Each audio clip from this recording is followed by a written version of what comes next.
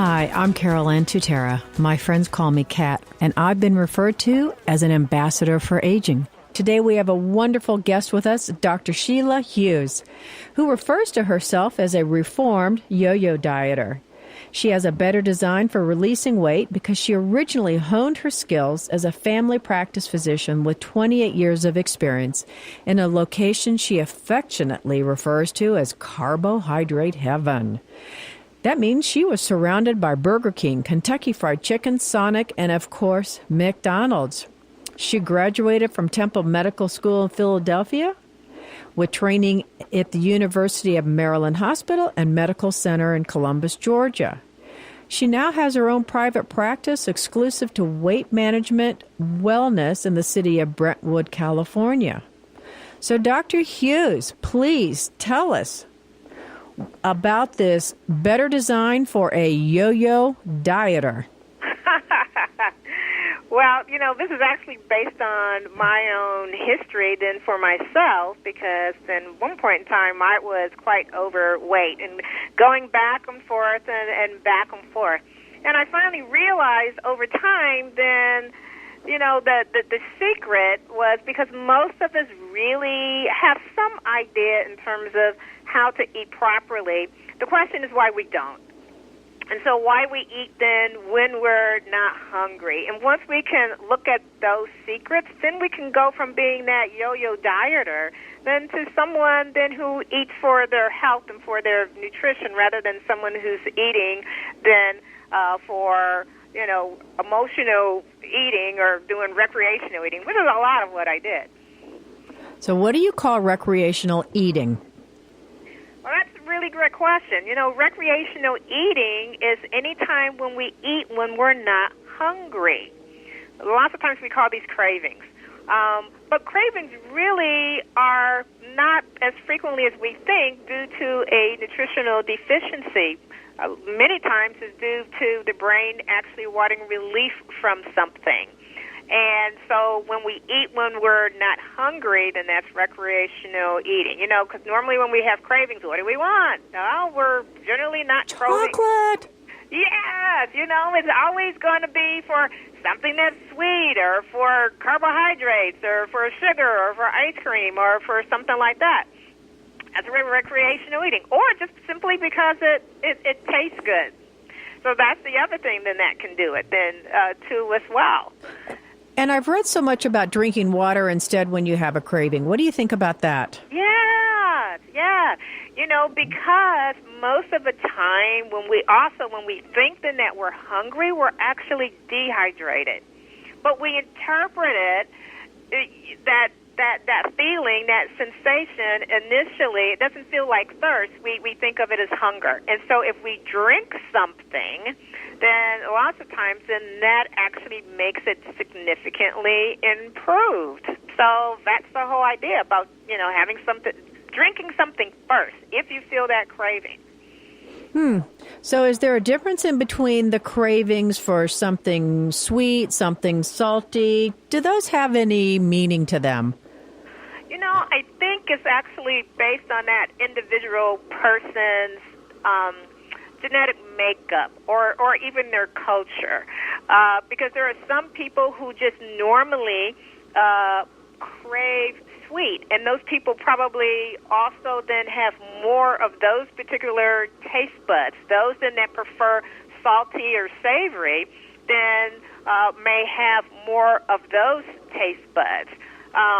Being predominant. But it's interesting then that the sweet ones are the ones actually then that are kind of like at the tip of our tongue. So when we eat something, that's what we have a tendency to taste first.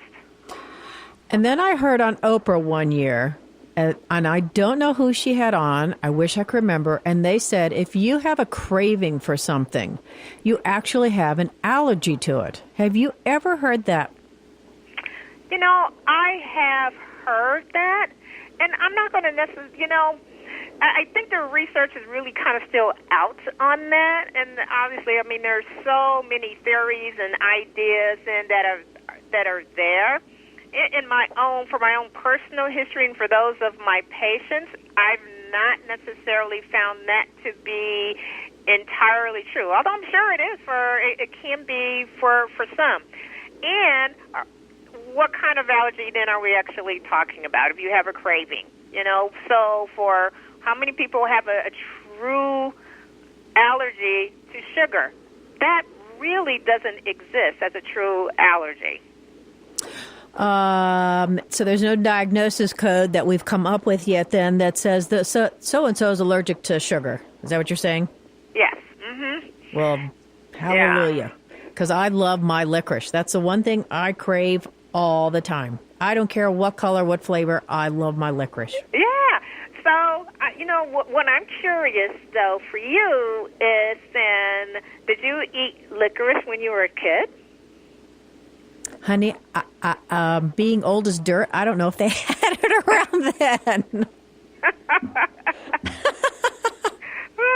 It's a good question. I don't remember because my mother was a home baker. Mm-hmm. And she made cakes and pies and these beautiful swans out of pastries, cinnamon rolls. And the only thing I really liked was blueberry pie. Yeah, lots of times then for things then that we have cravings for are the tastes then that we have cravings for are things then that meant something to us then in childhood. So while maybe you had all of these wonderful, sweet, delicious baked goods and things, but something as simple and savory as the licorice just was like a wow.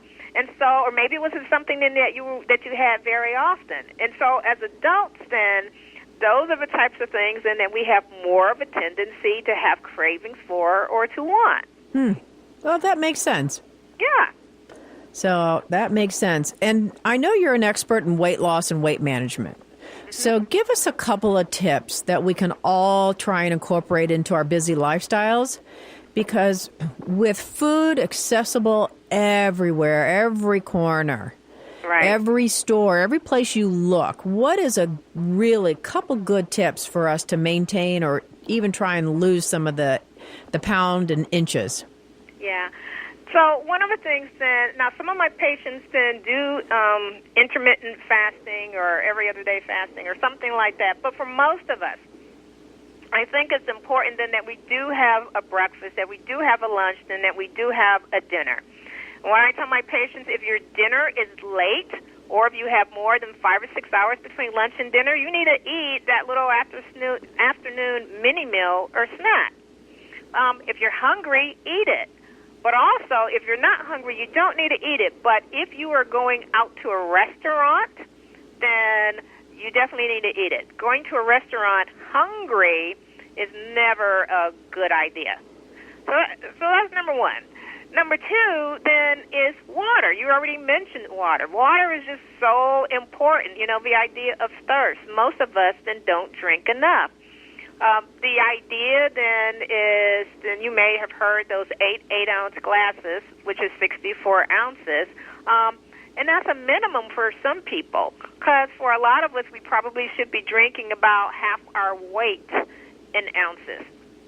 So most folks don't get enough. And if we're drinking a lot of caffeine, which is a diuretic, so it pulls water out, then we probably need to replace an equal amount then with water. If you're drinking sweet tea, that's another thing. You can change that to unsweet very easily, or go from a soda then to either water or a regular tea, something like that, an unsweet tea. That's easy. Okay, so you're definitely a Southern gal, and you say sweet tea. And I love my iced tea. Did I give myself away? So what do you consider sweet tea versus iced tea? Well, because I sweeten my tea. Right. Well, I do too. But, now I live here in California, and so most tea, look, in Los Angeles, tea is unsweet. So you have to ask to have it sweetened in a lot of places.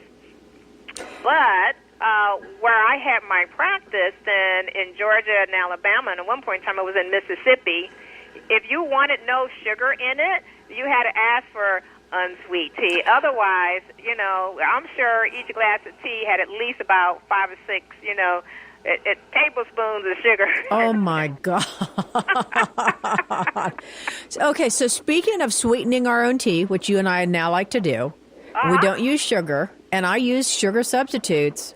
Mm-hmm. What do you think about the pink packs, the blue packs, the yellow packs, the green packs? Oh, yeah. So here's the thing.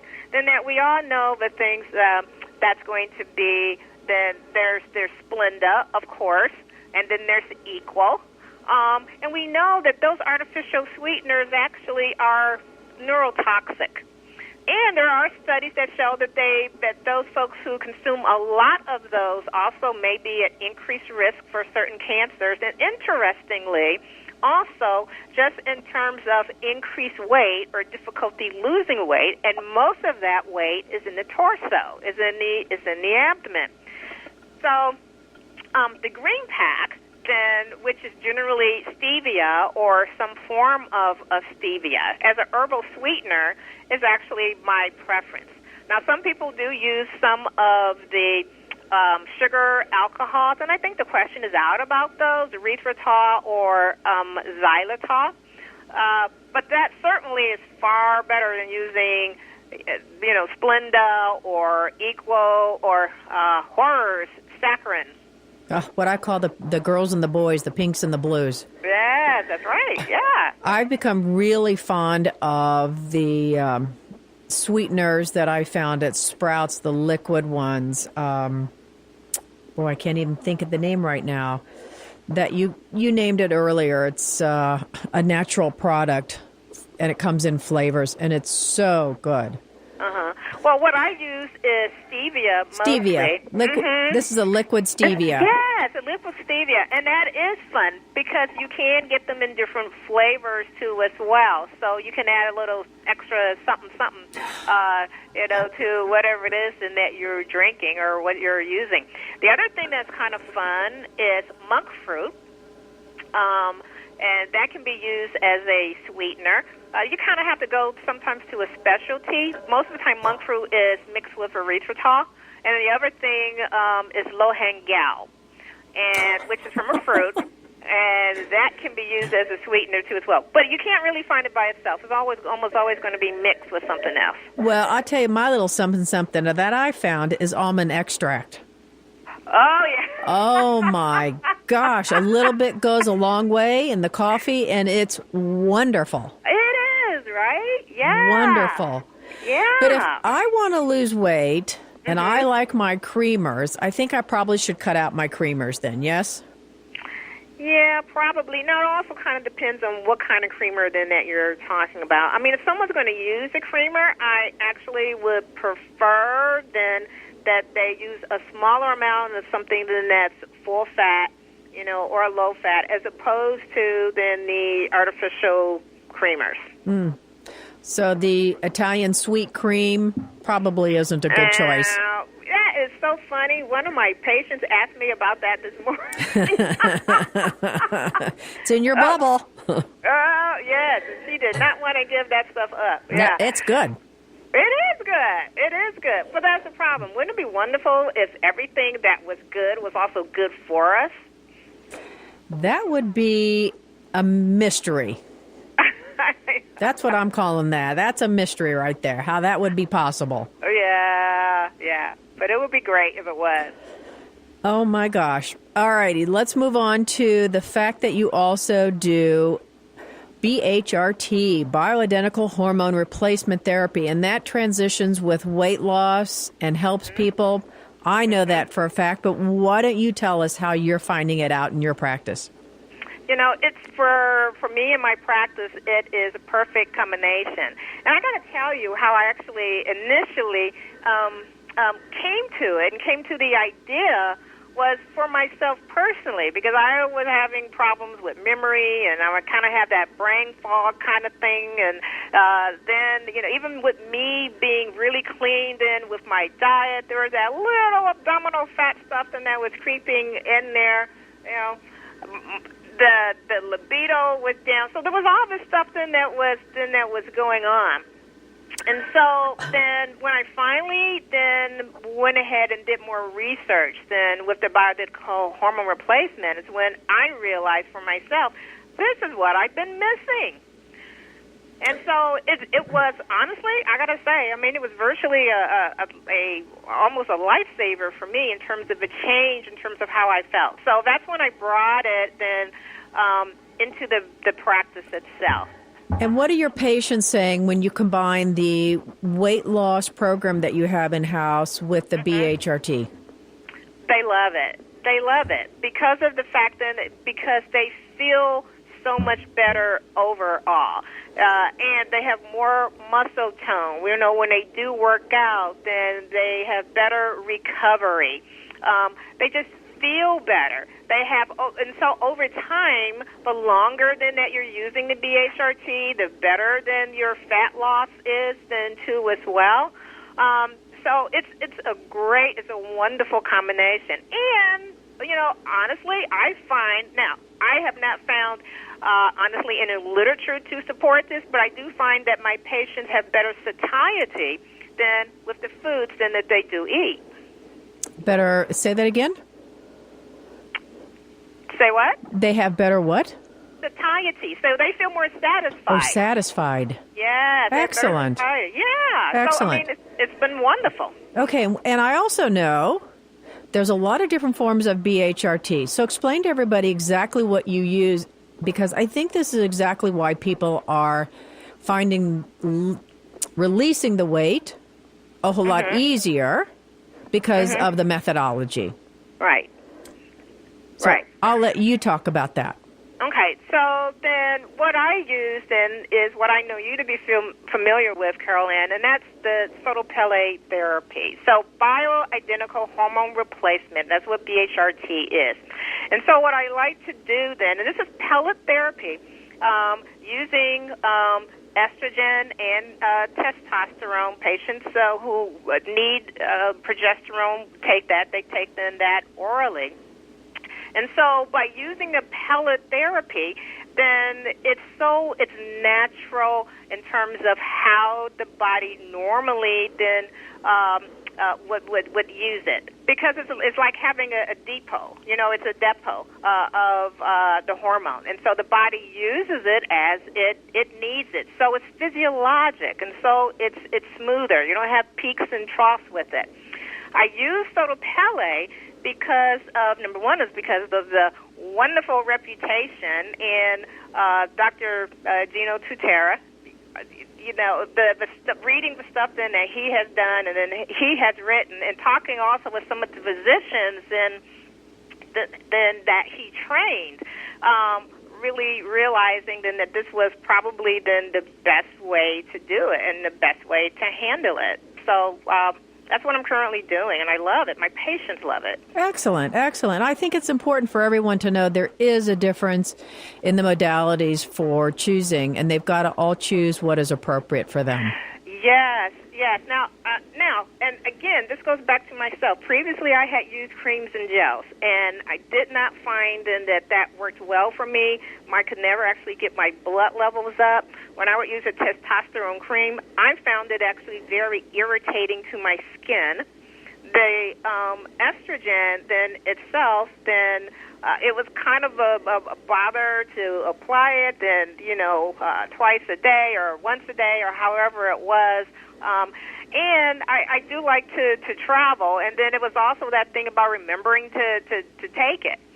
When so you end up then getting these peaks and then these troughs, and then a peak and then a trough. And that's not physiologic. That's not the way the body would normally do it.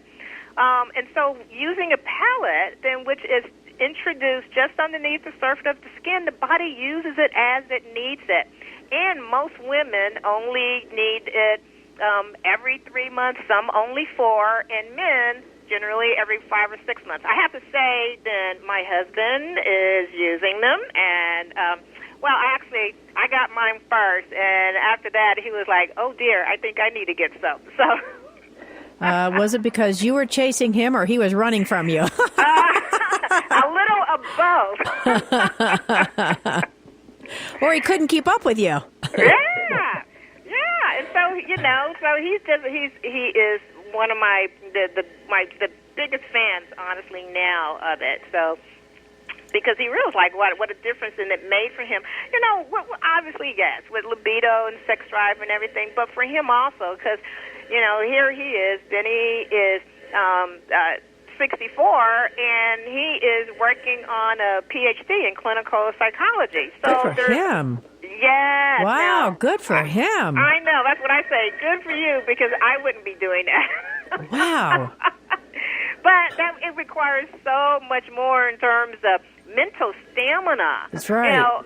And focus and whatnot. And he found that he was lacking. And then once he started with the pellet therapy, he realized what a difference that made for him.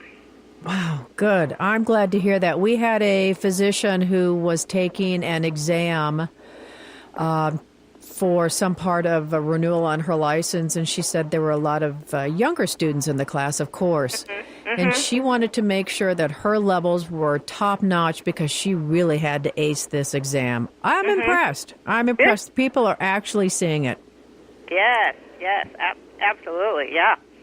So I understand that a little birdie told me that you're kind of similar to my journey right now. Instead of winding down in our life, we seem to be building and expanding our businesses and going on new adventures. So tell me, what's taking you down your road? I think a lot of this is actually looking at a lot of my patients and actually a lot of my colleagues. And, it's just that realization is this is just a different time in life. It is not one where things have to be going down. And a lot of people assume that that's what has to happen. And you get a certain age, and then you retire, and you wind down, and you really don't do much this, that, and the other. Well, it doesn't have to be like that. For me, it's, this is a time my children are grown, they're adults now, and it is time then to get up and do all those things that I've always then wanted to do, to grow it and to expand and try something new and try something different instead of going the other route. Age is only a number. One of the things I enjoy saying, Carolyn, and I'm going to ask you this question, okay? Sure.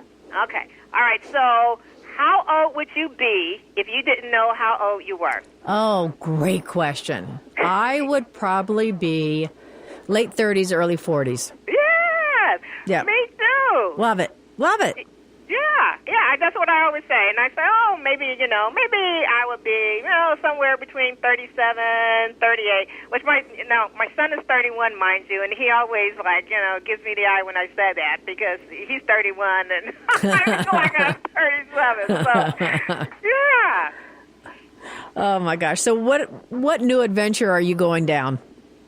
So right now, we're doing the weight management, the wellness, then I'm adding aesthetics also then to my practice, body contouring. We're also adding IV therapy then to the practice then too as well. So there's a lot of new and wonderful things then that are coming up for us. We're developing then a supplement line too as well. So there's it's just a wonderful, great time for us. That's exciting. I love to hear female stories of how they're expanding their own business. So we're about ready to wrap up, and I have a really good question for you now. Okay. Where do you find your joy and excitement in life? Oh, my goodness.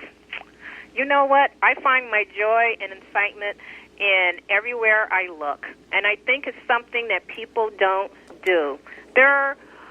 And it can be in just a little small things. So say you're just looking out over the window, and I mean, just look outside. The sky is blue. Oh my goodness, there are flowers and there are wonderful aromas and things, but we don't even look at those things.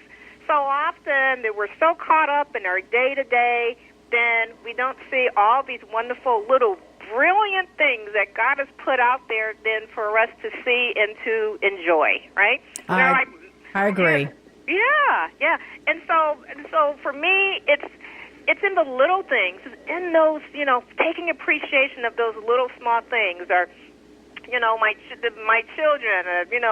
My daughter has the most interesting laugh in the world. So that to hear her laugh, or when patients come in and they're excited about something that's gone on in their life, those are the things that really bring me in, excitement and joy. Oh, I am so happy to hear, and had the best time chatting with you. Hope to have you back on the show, because we have so much more to talk about aging and women and our fun adventures. I hope you come back. Oh, I would love to. Thank you so much for having me. Thank you. Until we meet again, be happy, be safe, and be groovy.